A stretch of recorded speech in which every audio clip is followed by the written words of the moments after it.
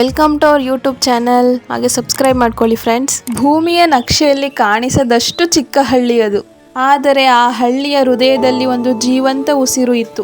ಅದು ಚಂದ್ರಕೆರೆ. ಕೆರೆಯ ದಡದಲ್ಲಿ ಪ್ರತಿದಿನ ಕಾಣಿಸುತ್ತಿದ್ದಳು ಒಬ್ಬ ನೀಳ ಕೂದಲಿನ ಹುಡುಗಿ. ಅವಳ ಹೆಸರು ಅನನ್ಯ.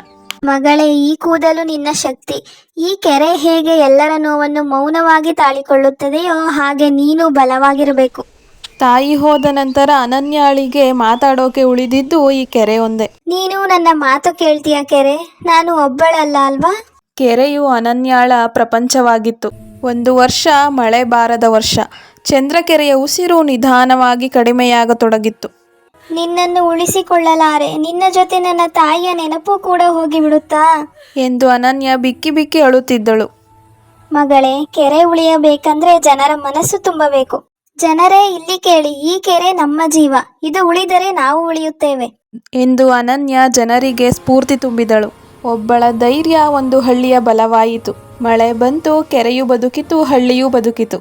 ನಿಜವಾದ ಶಕ್ತಿ ಕೂದಲಲ್ಲ, ಆತ್ಮದಲ್ಲಿದೆ. ಆದರೆ ಕೆಲವೊಮ್ಮೆ ಒಂದು ನೀಳ ಕೂದಲು ಕೂಡ ಒಂದು ಕೆರೆಯನ್ನು ಉಳಿಸಬಹುದು.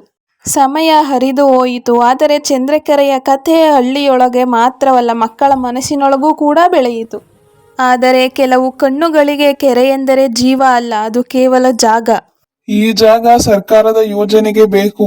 ಒಮ್ಮೆ ಮಳೆಯಿಂದ ಉಳಿದ ಕೆರೆ ಇನ್ನೊಮ್ಮೆ ಮಾನವನಿಂದ ಅಪಾಯಕ್ಕೆ ಒಳಗಾಯಿತು.